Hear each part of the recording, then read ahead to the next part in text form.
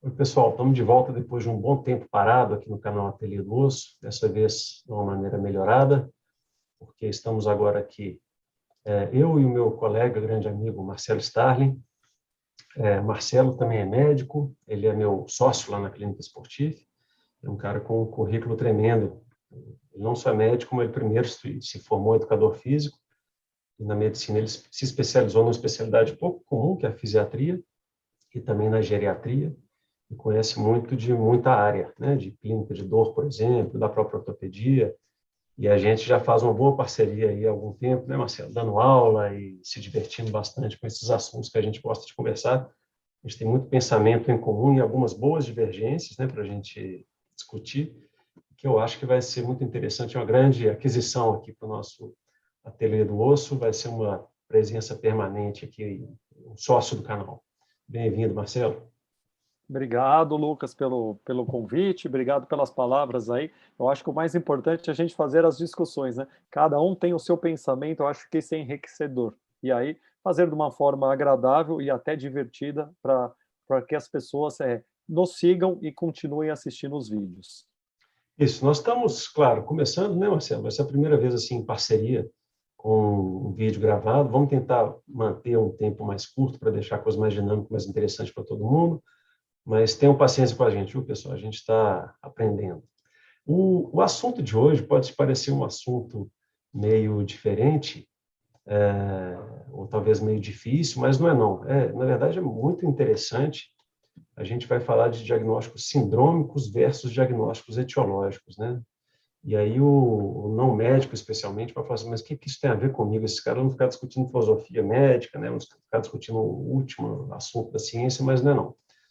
Antes de começar, porém, é sempre importante a gente lembrar que esse vídeo não pretende esgotar as informações sobre o tema proposto e pode conter muitas opiniões pessoais associadas aos dados de publicações científicas.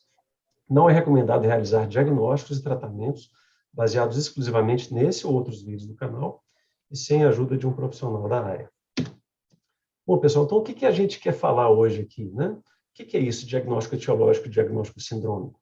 O diagnóstico etiológico, ele é quando a gente consegue apontar o dedo para o culpado, né? O que trouxe o problema, a dor do paciente, a incapacidade do paciente, a limitação. Por exemplo, aqui eu botei uma foto de uma ressonância de joelho, um corte axial, que mostra aqui em cima a patela, a cartilagem dela, e embaixo está o fêmur, por onde a patela corre, na parte chamada trócleo, né? Então, aqui, onde está escrito grau 1, tem um inchaço aqui da patela, no grau 2 tem um consumo superficial da cartilagem, no grau 3 esse consumo vai até o osso, né? No grau 4 a gente já tem uma grande área de exposição. Então, a gente fala que é uma lesão da cartilagem, esse é o diagnóstico etiológico. Mas a gente também pode falar do diagnóstico sindrômico. O paciente tem uma dor na região anterior do joelho, o mecanismo extensor do joelho, né, que são todos os componentes que ajudam o joelho a estender, que é a função mais básica dele. E pode parecer que o diagnóstico etiológico é muito mais legal, é muito superior, né? Mas nem sempre é isso que o tempo nos mostra. Marcelo, fica à vontade aí para interromper e dar os seus pitacos a qualquer momento, beleza? Perfeito. A gente tem alguns diagnósticos sindrômicos muito comuns na ortopedia, e que às vezes deixa o paciente meio injuriado com a gente, né, Marcelo? Quando a gente fala que ele tem uma lombalgia, uma dor lombar, ou uma lombalgia aguda, esse é um diagnóstico sindrômico. A gente não está apontando o dedo lá falando que ele tem uma hérnia de disco, ou que ele tem uma artrose facetária, a gente está simplesmente falando que ele tem uma dor na região lombar. A mesma coisa para esse caso que eu citei anteriormente, da dor anterior do joelho, né, dor na parte da frente do joelho. A dor lateral do quadril vem sendo muito interpretada dessa maneira também. Sempre houve muito diagnóstico de bursite trocantérica, né? No entanto, a gente tem mudado um pouco a maneira de entender isso, pensando mais num quadro de sobrecarga de todos os componentes ali laterais do quadril. E outro quadro muito comum é a síndrome do manguito rotador, ou síndrome da dor subacromial, acometendo dessa vez o ombro, né? Especialmente naqueles atletas de arremesso e no indivíduo mais velho. O ombro vai sofrendo alguns desgastes, além disso, talvez alterações posturais, enfim, algumas sobrecargas, às vezes difíceis de definir, causam esse quadro doloroso. Marcelo, deixa eu interromper um pouquinho aqui. Como é que é a sua história com esse diagnóstico de síndrome etiológico? Você, assim como eu, saiu da faculdade doido para dar os diagnósticos, melhores diagnósticos etiológicos para poder tratar com mais exatidão os problemas? Como é que é? Sim, né, eu acho que todo mundo que forma em medicina quer fazer um diagnóstico, principalmente aquela raridade, né? O diagnóstico raro é o mais bacana, é o mais bonito, né? É o Dr. É, House, muitos, né? es- muitos esquecem, né, que o que é raro é raríssimo e o que é comum é comuníssimo, né? Mas às vezes ficar só pensando em diagnóstico etiológico é muito ruim, né? Porque a gente pensa no diagnóstico etiológico, eu acho que muitos esquecem que antes da doença existe uma pessoa. E esse diagnóstico sindrômico ele é muito importante, porque você tem várias características e às vezes você consegue tratar esse indivíduo de uma forma melhor. Tá? Mas isso, da hora que eu fui fazer fisiatria, a gente começa a olhar por um outro lado. E na ortopedia? Né? Essa pergunta ela é mais importante para você, porque como que você faz no seu consultório? Por exemplo, a minha atuação no ombro é um pouco diferente da atuação do cirurgião ortopédico de ombro. Né? Como é que você faz esse diagnóstico? Como é que você explica isso para o seu paciente? Essa é a sua pergunta, ela serve para você também. Verdade, Marcelo. Eu acho que mais ainda para o ortopedista, porque é uma especialidade muito cirúrgica, né? E quando você vai operar, você tem que saber onde que está o problema, o que que você vai atacar ali, né? E acaba que na nossa formação, a gente tem uma formação muito de diagnóstico etiológico, né? A própria síndrome do manguito rotador, né, essa dor subacromial, é muito comum que a gente fique procurando, pô, qual que é a lesão do tendãozinho que o paciente tem para eu poder reparar esse tendão, né? Só que a ciência e a nossa experiência nos mostram que boa parte das vezes essa tentativa de tratamento etiológico falha, né? E eu sou muito grato, dentro da minha formação, a ter feito ortopedia esportiva, né? Que não é direcionada exatamente para joelho ou para ombro, mas tenta dar um olhar mais global e multidisciplinar, né? Que é o que a gente tenta fazer na esportiva, né, Marcelo? Ter contato com Sim.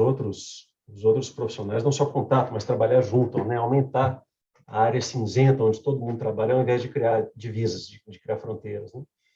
E tentando olhar o atleta, o indivíduo como um todo, a gente começa a perceber a complexidade do indivíduo, né? Então, é muito raro, na verdade, que a gente tenha um fator causando problemas.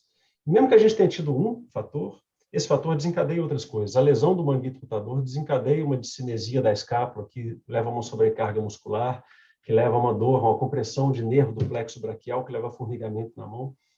E às vezes eu vou lá, trato o tendão e o resto continua, né? Aquela postura viciosa se tornou permanente, né? E, então não dá para pensar só em uma coisa ou só outra. É muito raro, né, que a gente tenha algum problema na medicina, ao contrário do que eu imaginava quando eu formei. É muito raro que a gente tenha um problema linear, né? Um problema que leva a um tratamento perfeito por si só. Então, isso é muito importante, principalmente na hora que você vai propor o tratamento para os seus pacientes. Porque Exato. você tratar o manguito rotador, né? No meu caso, na parte da geriatria, eu não acredito que exista a partir de 70 anos, 80 anos, pelo menos é o que eu vejo no consultório, a minha experiência clínica, né? A gente falou no início que isso aqui não vale, né, para tudo, mas a minha experiência clínica eu vejo que 80, 90% dos pacientes que chegam com dor no ombro, eles têm lesão no manguito rotador, né? E Sim, a amplitude de movimento, ela está, às vezes, até preservada, né? Mesmo com as lesões de supra, de exato. infra. E o que ocorre é que na hora que você vai propor o tratamento, se você pensar no manguito simplesmente, o tratamento é um. Se você pensar nesse diagnóstico sindrômico, você tem uma possibilidade maior de tratamento. Exato. A gente vai eventualmente ter uma discussão também sobre dor no ombro, sobre manguito rotador, né? E eu vou buscar os dados que eu não tenho aqui em mãos, mas a quantidade de exame de ressonância positiva que a gente tem, né, com lesão do manguito, às vezes ruptura mesmo, ou nem que seja uma degeneração depois dos 50 anos, é incrível, né? Mais de 50% dos pacientes vão ter alteração. Alteração na ressonância é a regra, né? Não é a exceção. E se é a regra, será que ela realmente é uma doença, né? Será que é o problema ou ela faz parte do nosso envelhecimento, né? Mas então, deixa eu voltar ao compartilhamento aqui do slide, porque tem umas coisinhas interessantes para a gente ver dentro desse assunto que a gente está discutindo. O diagnóstico sindrômico, então, ele vai ter umas vantagens, né? Ele vai ser muito bom quando a gente tem quadros que são multifatoriais, como a gente estava falando aqui do idoso, por exemplo, essa é a regra nele, né? Em sistemas complexos, temos aqui um vídeo no canal que eu fiz ano passado, né, sobre os sistemas complexos, como é que eles funcionam dentro da medicina, da ortopedia. e ele simplifica o diagnóstico e o tratamento. Você não precisa ficar buscando filigranas, né, nuances. Num primeiro momento, se você exclui os sinais de gravidade, os sinais de risco, você pode fechar esse diagnóstico sindrômico e, beleza, iniciar o tratamento direcionado para o problema sindrômico. No caso do músculo esquelético, geralmente é uma sobrecarga, né? Mas ele tem algumas desvantagens também, esse diagnóstico sindrômico. Ele traz, geralmente, ansiedade do paciente e dos seus familiares. A gente é muito visual, né, Marcelo? A gente quer ver o problema, né? Se você não tem uma ressonância mostrando aqui a sua lesão, você acha que você está mal diagnosticado. Se eu não vejo, o problema não existe. E acaba, então, que a abordagem etiológica tem mais cientificismo. O cientificismo é diferente de científico, né? Parece muito científico, mas não é necessariamente científico. Só é mais tecnológico, né? Quanto mais tecnologia parece que é melhor, né? Não é bem assim, né? A medicina nos mostra, né, Marcelo, que novidades, boa parte das novidades que surgem parecem ser tão boas, 10 anos depois elas foram já esquecidas. Isso também é muito importante, principalmente com o tempo de consulta, né? A ansiedade do paciente, ele vai estar lá, ele quer ver a imagem, né? Verdade. E no consultório, né, eu acredito que você deva fazer como eu, a gente só olha a imagem depois do exame, né, do bom exame físico, depois de uma boa conversa, né. A diferença é que você desenha muito bem, eu não, né, eu rabisco, né, existe uma diferença bem grande em termos de Google Images consulta. está aí para isso, pode abrir. Mas o que acontece é o seguinte, você esperar o exame é importante, até para orientar. E essa ansiedade, ela existe sim, né? Mas a partir do momento que esse diagnóstico ele é realizado, seja sindrômico ou etiológico, a gente tem que propor, a gente tem que avançar, né? Como é que nós vamos fazer isso? E eu gosto muito da parte do diagnóstico sindrômico, porque esse desequilíbrio que as pessoas vão desenvolvendo ao longo do tempo, e por ser fisiatra, eles me procuram já lá no final de uma linha, né, de uma esperança, né, por buscas, então eles vão acabar me escutando de uma forma diferenciada. Agora, o primeiro médico, ou o reumato, ou o ortopedista, ou o próprio clínico da dor, ou o clínico geral que vai estar atendendo o problema, ele tem que fazer essa diferença entre termos de diagnóstico sindrômico e etiológico. Por quê? Porque às vezes ele vai fazer o diagnóstico etiológico, ele vai propor um procedimento. E talvez esse procedimento não vai ser tão interessante para esse Exato. paciente naquele momento. E aí a gente tem um problema que é de saúde pública, né?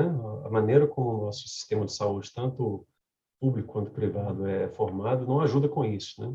Porque para a pessoa sentir segurança num diagnóstico sindrômico e seguir aquele tratamento, primeiro a pessoa tem que incorporar aquilo, né? Se o paciente não participar desse tratamento, ele não vai funcionar. Cabe muito mais ao paciente resolver um desequilíbrio, claro, com a ajuda profissional, do que ao médico ir lá e sozinho conseguir resolver o problema do paciente. Então, a gente precisa de tempo de consulta, né? Precisa explicar, ou desenhar, né? Ou abrir lá o Google Images e apontar para o problema, e evidenciar, examinar, bem examinado. No entanto, o cara senta lá no posto de saúde, tem que atender 10 pacientes numa hora, ou o convênio paga super mal, e aí ele vai atender paciente a cada 5, 10 minutos, e fica virtualmente impossível de fazer isso. Ainda com o problema de que, em geral, cirurgia paga bem, né? E atendimento paga mal. Então, não estou dizendo que as pessoas indicam cirurgia com má vontade ou com má intenção, não, né? Mas os incentivos são errados, né, no nosso sistema de saúde. Então, acaba que é provável que a gente tenha muito mais procedimento indicado do que deveria, né? Deixa eu voltar acho que é o último slide, vai ser o próximo. Mas também o diagnóstico sindrômico tem sua vantagem ou etiológico desvantagens, né? O diagnóstico etiológico, então, ele, quando bem dado, quando indicado, ele permite uma intervenção direta. Por exemplo, o cara rompeu lá o ligamento cruzado anterior do joelho dele, está com o joelho instável. Pô, esse é o problema, descobrimos um problema etiológico aqui, vamos operar esse paciente, pode ser uma boa, né? Uma lesão meniscal instável, por exemplo. O diagnóstico etiológico, ele dá esse conforto psicológico, visual, ver o problema, ou ver um resultado de exame, né, alterado, é muito satisfatório para seguir um tratamento e para ter confiança no diagnóstico, né? Mas aí você dá um diagnóstico etiológico e ele pode ter desvantagens. A maioria dos quadros, como a gente disse, envolve sistemas complexos. Então, o tratamento provavelmente vai falhar. Se não era para dar diagnóstico etiológico, era para dar o diagnóstico sindrômico. E isso traz uma frustração frequente do paciente. Né? Esse cara do manguito rotador, mas meu problema foi tratado, eu operei o ombro. Por que ele ainda dói, então? Né? O que está acontecendo? E quando que a gente deve buscar, então, o diagnóstico etiológico? Quando é uma lesão aguda, por exemplo, né? O cara acabou de torcer o joelho, o cara acabou de luxar o ombro, ou quando apresenta as chamadas red flags, as bandeiras vermelhas, né? Estão faladas nas lombalgias. Então, tem certos sinais, por exemplo, o paciente está com dor lombar, mas está com febre aguda, ou está com deficiência neurológica, perda de força nas pernas, né? Esses são sinais que chamam a atenção da gente. Pô, será que isso é uma hérnia de disco comprimindo o nervo? Será que isso é um tumor? Será que isso é uma infecção na coluna? Nessa hora, a gente não pode perder muito tempo. A gente tem, sim, que buscar o diagnóstico etiológico. Ô, Marcelo, o que eu tinha preparado de slides, eu acho que era isso, não é nada para dar uma aula, não, mas para a gente bater um papo. Você queria acrescentar alguma coisa desse assunto? Eu acho que é importantíssimo, principalmente nesse final, na hora que você fala das lesões agudas, né? E essa é uma busca, principalmente ao pronto atendimento ortopédico, né? Com os pacientes que têm lesões agudas, às vezes traumas agudos, esses a gente não pode deixar passar.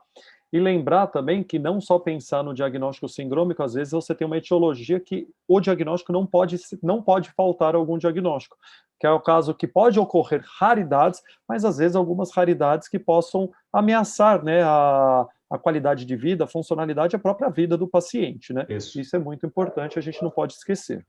É o que eu falo no pronto-socorro, né? Com os pacientes mais preocupados, é que o que diferencia o bom médico do pronto-socorro do mau médico do pronto-socorro não é o cara que dá todos os diagnósticos, é o cara que não deixa passar os diagnósticos graves, né?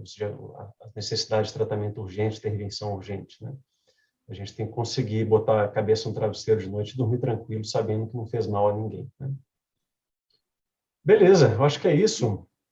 Então, para finalizar, lembrar que a gente tem que pensar que não só dar o diagnóstico, né, fazer, ó, esta é uma doença causada por este problema, mas pensar o diagnóstico sindrômico é muito interessante e começar a pensar das duas formas, eu acho que pode ajudar todos que estão assistindo, ou todos que venham a tentar fazer um diagnóstico, é muito interessante para melhorar a vida dos seus pacientes. É isso aí. Obrigado, Marcelo. Obrigado a vocês que assistiram. Se interessam por esses temas da medicina, da ortopedia, da fisiatria, inscrevam-se no canal, ajuda a gente a divulgar, que vai ter muito assunto interessante pela frente. Beleza? Valeu. Valeu! Abraço.